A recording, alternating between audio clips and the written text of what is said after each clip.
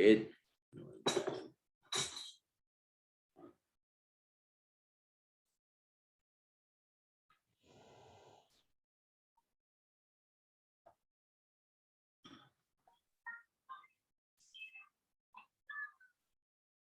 Banyak pesanan nangku, saya Pak Bin yang besar.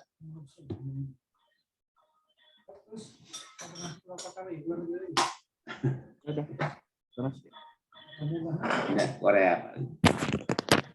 Korea Pak. Berat urusannya sama Menteri ini apa-apa. Ini tadi ini tokol itu di sini.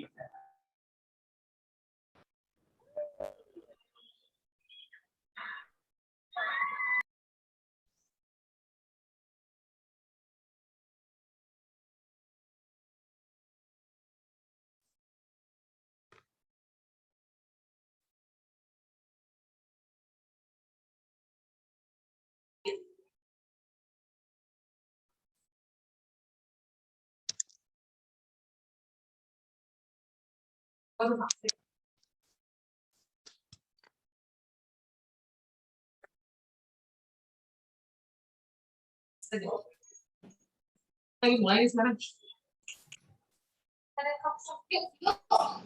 Jadinya aku belinya kapan Ibu pagi? Aku belinya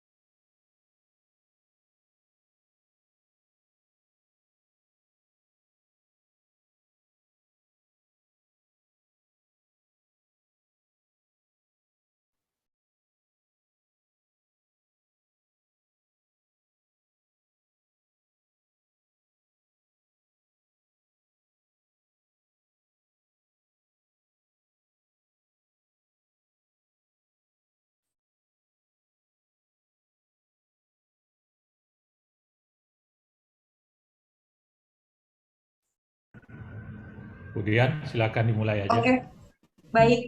Assalamualaikum warahmatullahi wabarakatuh. Pagi, Bapak Ibu, teman-teman. Semoga kita semua dalam keadaan sehat walafiat, bisa bertemu dalam forum ini.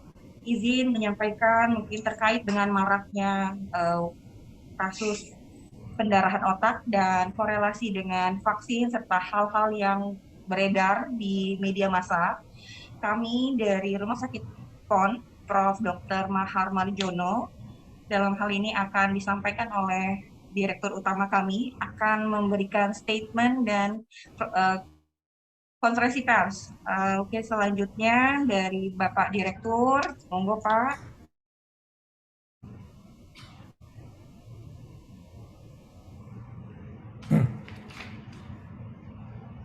Baik, terima kasih. Assalamualaikum warahmatullahi wabarakatuh. Selamat pagi teman-teman sekalian, media yang ikut pada pagi hari ini. Terima kasih atas kehadirannya, dan ini merupakan konferensi pers kami mengenai stroke hemoragik, karena ada beberapa simpang siur berita yang beredar di media, baik itu media sosial maupun media online lainnya. Nah, yang pertama tentunya yang ingin saya sampaikan adalah bahwa stroke itu salah satunya atau sebagian adalah stroke perdarahan. Jadi sekitar 20% dari penderita stroke itu adalah stroke perdarahan, dan yang lainnya adalah penyumbatan pembuluh darah. Jadi ini adalah merupakan suatu kondisi penyakit yang sering kita hadapi, terutama di Rumah Sakit Pusat Otak Nasional ini. Nah, kemudian siapapun bisa mengalami stroke ini, tentunya dengan faktor risiko tersendiri. ada faktor risiko tertentu, terutama adalah penderita kalau stroke perdarahan biasanya adalah penderita hipertensi. Ini faktor risiko yang sering diidap oleh penderita stroke yang mengalami perdarahan. Artinya yang terjadi adalah tidak kuatnya pembuluh darah atau titik lemah di pembuluh darah itu tidak kuat menahan tekanan darah yang tinggi sehingga terjadilah kebocoran dan keluarlah darah dari pembuluh darah. Inilah yang menimbulkan suatu masalah. Nah, sebagian dari pasien stroke ini memerlukan tindakan operasi, mengevakuasi bekuan darah yang ada di otak tersebut untuk mengurangi tekanan terhadap bagian otak yang ada di sekitar perdarahan itu. Jadi selain dari itu tentunya ada beberapa pengobatan lain untuk memulihkan kembali fungsi dari otak. Nah, berkaitan dengan beberapa berita yang beredar bahwa ada hubungankah antara vaksin COVID-19 dengan stroke hemoragik. Ini boleh kami tegaskan bahwa tidak ada hubungan antara stroke perdarahan atau stroke hemoragik itu dengan vaksin COVID-19. Apapun jenis vaksinnya, apapun merek vaksinnya. Jadi belum ada yang mengatakan bahwa ada risiko terjadinya stroke perdarahan akibat vaksin. Ini perlu perlu kita klarifikasi. Secara ilmiah pun kami juga sudah melihat tidak ada hubungan antara stroke perdarahan dengan vaksin COVID-19 ini. Barangkali itu klarifikasi dari kami. Mungkin ada Bu Prapti, mungkin ada beberapa 1-2 pertanyaan barangkali dari media. Silakan. Baik Pak, sebentar kita cek dulu. Ini ada pertanyaan terkait dengan tadi mungkin sudah disampaikan bahwa apakah benar setelah divaksin itu menyebabkan implikasi ataupun dampak dari kesehatan di otak ataupun dampak lain. Mungkin sebelumnya ada beberapa informasi terkait dengan vaksin yang berefek panas, demam, mungkin seperti itu ya Pak. Monggo, tapi untuk ini kaitannya dengan stroke yang tadi Bapak sampaikan. Ya, jadi kalau efek dari penyuntikan vaksin memang beberapa orang mengalami misalnya demam 1 atau 2 hari, kemudian rasa nyeri di tempat bekas suntikan atau merasa meriang gitu, atau diukur suhunya juga memang tinggi. Tapi itu adalah efek yang biasa pada beberapa penyuntikan vaksin dan akan hilang dan tidak akan menimbulkan dampak sama sekali setelah mungkin 1 atau 2 hari. Barangkali demikian, Bu Dian.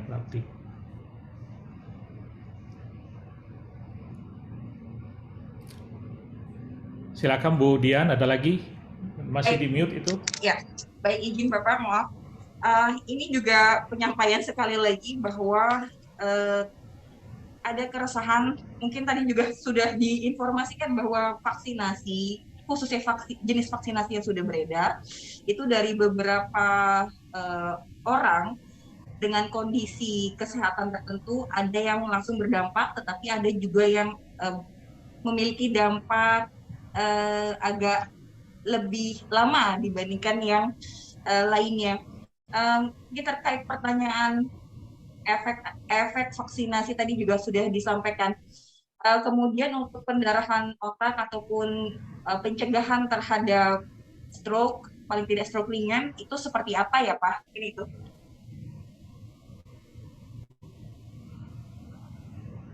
Ya. Jadi kita untuk stroke ini, kalau belum pecah pembuluh darahnya, rata-rata tidak ada keluhan apa-apa. Jadi stroke perdarahan biasanya pasien 70% itu mengeluh sakit kepala, tapi saat terjadinya stroke itu sebelumnya tidak mengeluh apa-apa. Jadi artinya kondisi sehat, pasien atau orang tersebut dalam kondisi sehat kemudian tiba-tiba mendadak sakit. Gejala lain dari stroke perdarahan itu sebagian pasien jatuh dalam kondisi dalam kondisi tidak sadar di samping sakit kepala. Kemudian juga tentunya ada gejala-gejala pengikut yang lainnya seperti gangguan persarafan, kelemahan dari tubuh dan segala macamnya seperti stroke biasanya. Kemudian apa antisipasinya? Tentunya kita harus menghindari faktor risiko. Jadi stroke itu tidak sekonyong-konyong datang tanpa ada faktor yang mendasari. Nah, faktor risiko itu ada yang bisa kita kendalikan, ada yang tidak bisa kita kendalikan. Misalnya usia bertambah lanjut usia seseorang, tentunya risiko terhadap stroke itu akan bertambah besar. Tapi yang banyak lagi yang bisa kita kendalikan, misalnya faktor risiko hipertensi, diabetes mellitus atau penyakit kencing manis. Kemudian ada gangguan pada pembekuan darah atau gangguan pada irama jantung, kolesterol yang tinggi, merokok, kebiasaan hidup tidak sehat ya, misalnya tidak seimbang antara pola hidup, pola istirahat, pola bergerak dan segala macam, kemudian berat badan yang berlebih, banyak lagi faktor risiko yang lain. Jadi kalau untuk mengendalikan itu, kendalikanlah faktor risiko. Untuk mengurangi kemungkinan terkena stroke, kendalikanlah faktor risiko tadi. Seseorang yang menderita hipertensi tentunya harus berobat dengan teratur. Seseorang dengan diabetes harus berobat dengan teratur dan lain-lainnya. Kolesterol tinggi dan segala macam, batasilah makanan-makanan yang sehat. Kurangilah atau hindarilah merokok. Itu upaya untuk mencegah stroke. Adalah tentunya seperti usia tadi, tentunya ini tidak bisa kita hindari. Nah, kemudian untuk mengetahui faktor risiko itu seperti apa pembuluh darah kita, tentunya ada check up, ada pemeriksaan menyeluruh untuk mencari faktor risiko, sehingga kalau kita ketemu faktor risiko bisa kita kendalikan. Ya, misalnya kolesterol ketemu tinggi bisa kita kendalikan, atau pembuluh darah sudah tidak baik di otak, diketahui dengan awal, tentunya bisa kita tangani sehingga tidak ada dampak belakangan, sehingga tidak terjadi perdarahan, tidak terjadi penyumbatan dan lain sebagainya. Itu Bu Dian. Baik, izin satu Pak, ini pertanyaan terkait dengan korelasi vaksin juga. Apakah vaksin meningkatkan kekentalan darah?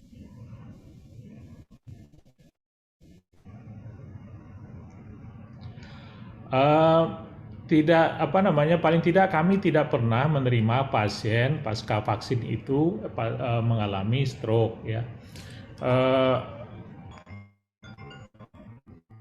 Itu juga dari beberapa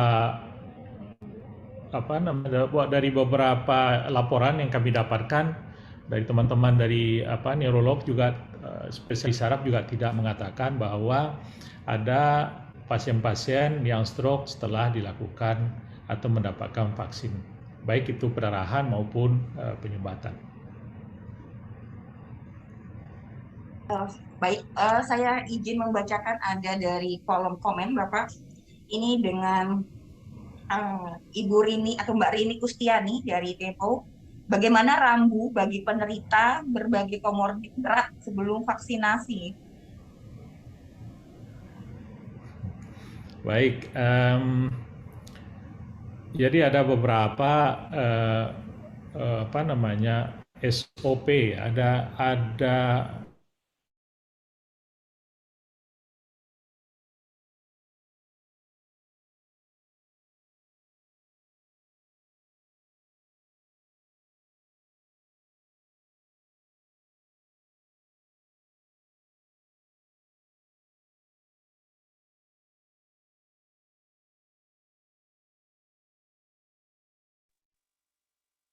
freeze ya, Pak Dirutnya. Izin Bapak Ibu, teman-teman media, mungkin masih agak sedikit loading.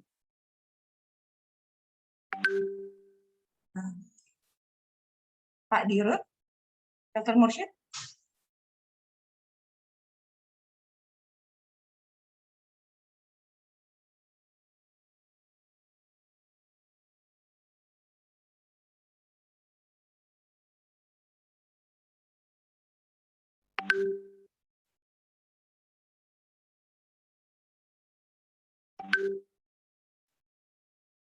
Maaf, tadi terputus. Sudah tersambung, Bu Dian?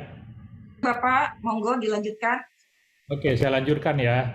Jadi beberapa perhimpunan organisasi profesi yang berkaitan, yang berhubungan langsung dengan vaksin sudah menyusun pedoman atau SOP untuk vaksinasi ini. Dan ada beberapa memang yang harus membutuhkan persyaratan khusus, misalnya orang-orang dengan penyakit autoimun itu dimintakan rekomendasi dari dokter yang memiliki kompeten untuk mengeluarkan surat izin. Kemudian juga ada beberapa kondisi penyakit berat, misalnya kondisi penyakit jantung yang berat itu ada juga dimintakan rekomendasi dari dokter spesialis jantung. Barangkali itu, dan ada beberapa hal lain itu bisa dibaca di pedoman penyuntikan vaksin. Namun demikian, sebelum dilakukan vaksinasi, itu tim dokter yang melakukan vaksin itu melakukan screening dan pemeriksaan. Misalnya didapatkan tekanan darahnya yang tinggi, yang tidak memenuhi syarat, tentunya divaksinasi ditunda, ya. Atau kondisi-kondisi lainnya vaksinasi itu akan ditunda. Baik, mungkin tadi sudah sedikit ada pencerahan ya bahwa memang tidak ada korelasi langsung dari efek vaksinasi ke pendarahan otak ataupun gejala stroke gitu ya Bapak. Tapi sekali lagi harus dicek secara komprehensif kondisi kesehatan, kemudian perbaikan dari siklus kegiatan keseharian. Bapak, apa ada sesi tanya jawab atau gimana Bapak? Sebentar, ini Mbak Uni Lubis ini menanyakan apakah Rumah Sakit PON pernah merawat pasien yang alami blood clot, jadi pembekuan darah karena kipi vaksin. Belum pernah Bu Uni, jadi kami belum pernah mendapatkan merawat pasien ini, dan juga belum pernah mendapatkan rujukan dari teman-teman rumah sakit lain yang mengalami kipi akibat pembekuan dari darah.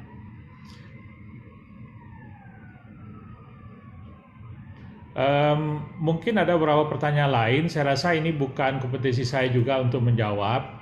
Lebih mengarah ke persyaratan vaksin segala macam. Tentunya mungkin ada di kesempatan lain barangkali.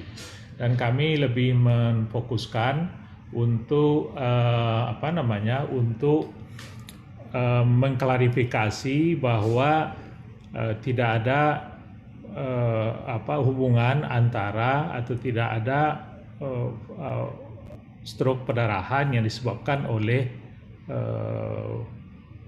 vaksinasi COVID-19. Ini perlu diketahui oleh masyarakat supaya tidak terjadi suatu kesalahpahaman. Baik. Mengenai kondisi ini ada juga menyinggung mengenai kondisi dari pasien kami. Tentunya ini tidak bisa kami sampaikan karena ini berkaitan dengan rahasia medik dari pasien sendiri, dan berita sudah banyak beredar dan itu disampaikan langsung oleh keluarga. Barangkali itu adalah wewenang dari keluarga. Jadi bukan kami sesuai dengan aturan yang berlaku, kode etik kedokteran, kami tidak akan menyampaikan mengenai kondisi dari pasien. Barangkali demikian, mohon maaf teman-teman sekalian. Baik, ada lagi mungkin yang ingin disampaikan atau dirasa cukup, karena intinya memang korelasi vaksin masih perlu pengkajian lebih lanjut dengan salah satu penyakit yang tadi sudah disampaikan beredar di masyarakat, menyebabkan pendarahan otak. Yang terkait dengan Bapak Tukul ataupun Mas Tukul yang sedang dirawat, sekali lagi teman-teman wartawan mohon maaf, sesuai dengan ketentuan bahwa kami rumah sakit belum dan tidak ada kewenangan untuk menginformasikan penyakit pasien. Jadi mohon silahkan berkoordinasi dengan pihak keluarga kalau ada pertanyaan terkait dengan itu. Dan Bapak untuk Mbak Dia, respon ini, ya gimana? Mbak Dia, Mohon maaf, saya Uni. Ini kan saya lihat banyak teman-teman, karena kita juga baru terima linknya itu kira-kira 5 menit sebelum jam 10 di grup yang dengan Menkes ya. Jadi saya lihat banyak teman-teman wartawan dari berbagai media yang baru aja bergabung, tidak mengikuti penjelasan Pak Dirut yang sangat baik, yang awal itu tadi ya, yang penyebab stroke segala macam. Kalau Pak Dirut berkenan, mohon diulang sedikit yang di awal supaya teman-teman yang baru bergabung juga bisa mengikuti. Baik, Yang Bu Uni. makin banyak ini yang ikut. Oke, baik Bu Uni. Jadi saya sih dengan senang hati karena informasi ini bisa dimanfaatkan oleh masyarakat kita, karena lewat media tentunya ini kami juga terbantu untuk upaya menurunkan stroke ini. Jadi teman-teman sekalian, bahwa stroke kan permasalahan kesehatan utama di Indonesia ini. Stroke itu tingkat kematiannya juga tinggi, kesehatannya juga tinggi. Di samping tingkat kejadiannya juga dari setiap tahun itu makin lama makin meningkat. Nah, sekarang lagi tren ini stroke perdarahan. Stroke perdarahan itu atau perdarahan otak. Perdarahan otak yang spontan itu adalah stroke. Jadi stroke itu kita bagi dua sebetulnya secara umum, stroke penyumbatan pembuluh darah dan stroke perdarahan pembuluh darah di otak. Nah, persentasenya hanya sekitar 20% yang perdarahan. Bahkan ada beberapa kepustakaan di negara lain juga hanya 15%. Yang sisanya adalah penyumbatan. Nah, kita bicara mengenai stroke, tentunya ini merupakan penyakit yang ada faktor yang mendasari, yang kita sebut faktor risiko. Jadi ada kondisi kesehatan atau kondisi tubuh lain yang berpotensi untuk terjadinya stroke, yang kita sebut faktor risiko tadi. Yang pertama, yang ada faktor risiko yang tidak bisa kita kendalikan, ada yang bisa kita kendalikan. Yang tidak bisa kita kendalikan misalnya usia makin bertambah, usia kita makin besar risiko terkena stroke.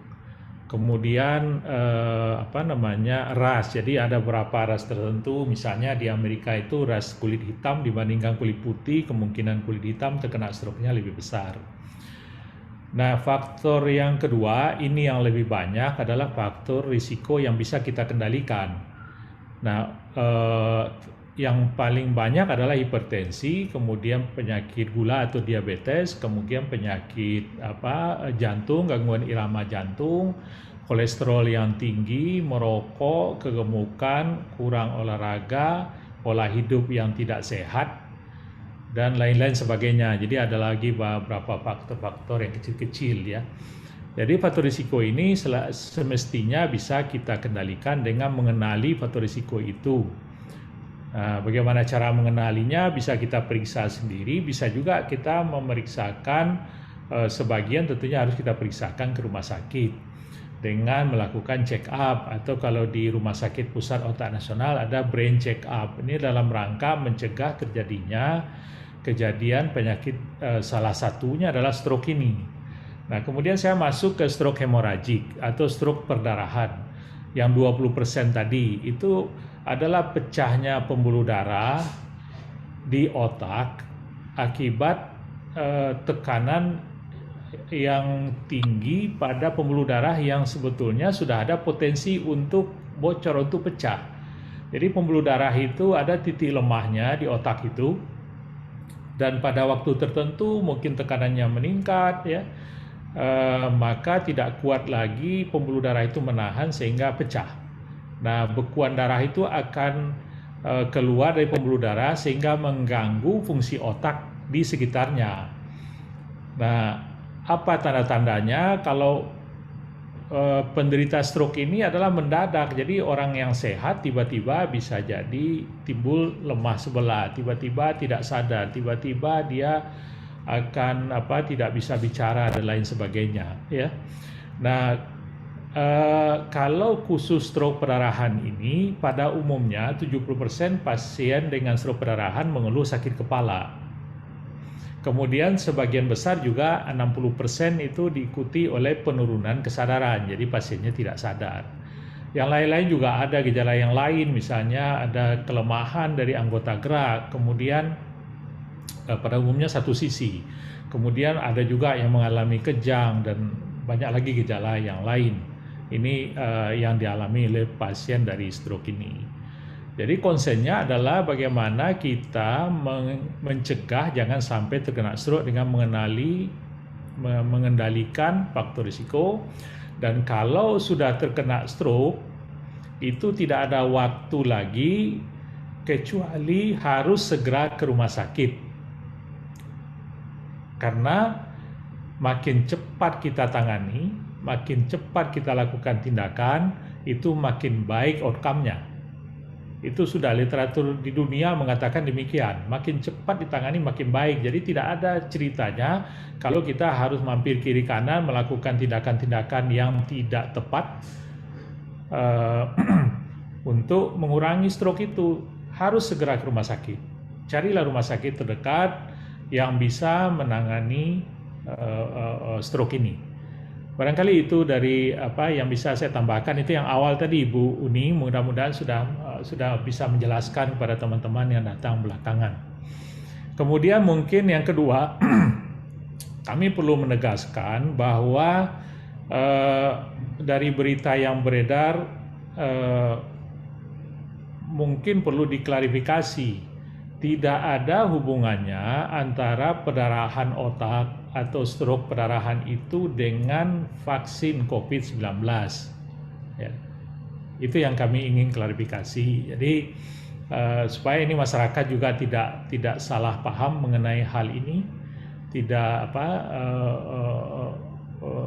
menimbulkan suatu keraguan dari masyarakat untuk mendapatkan vaksin COVID-19 ini. Barangkali demikian Bu Uni, mudah-mudahan sudah bisa menjelaskan dan juga teman-teman sekalian.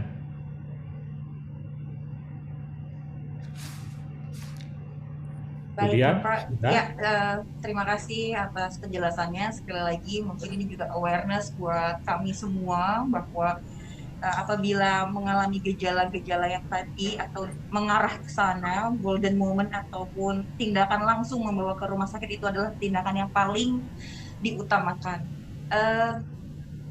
Teman-teman wartawan mungkin sudah bisa baik, teman-teman wartawan media, saya rasa atau mungkin kami sudah cukupkan dulu informasi Bentar. ini. Oh baik, silakan. Saya mau tanya sama dokter Kadung masukan. Izin tadi, Bapak, ada pertanyaan dari mana Bapak? Saya dari jawapos.com. Rahman dari jawapos.com. Baik, silakan.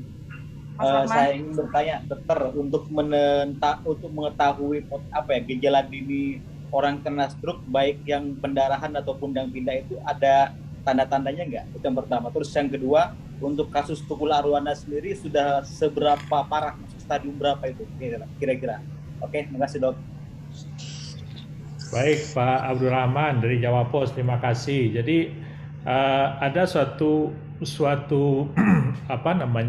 scoring kita sebut ya, atau tanda-tanda yang mudah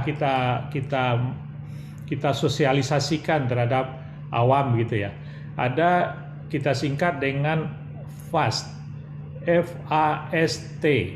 FAST itu face, kita lihat wajahnya turun sebelah ya.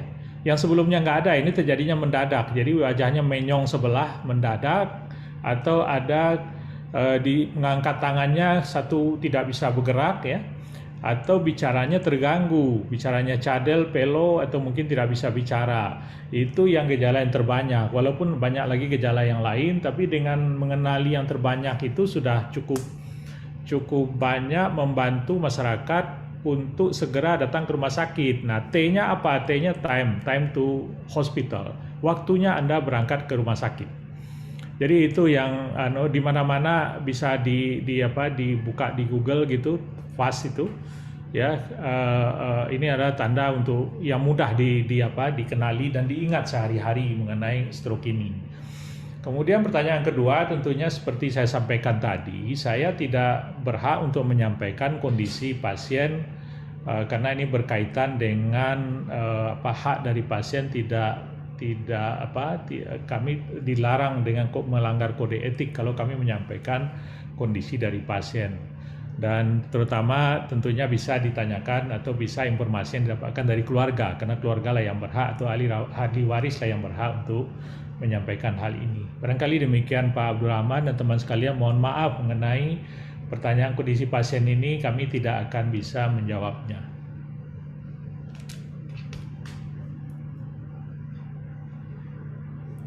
Kemudian sudah.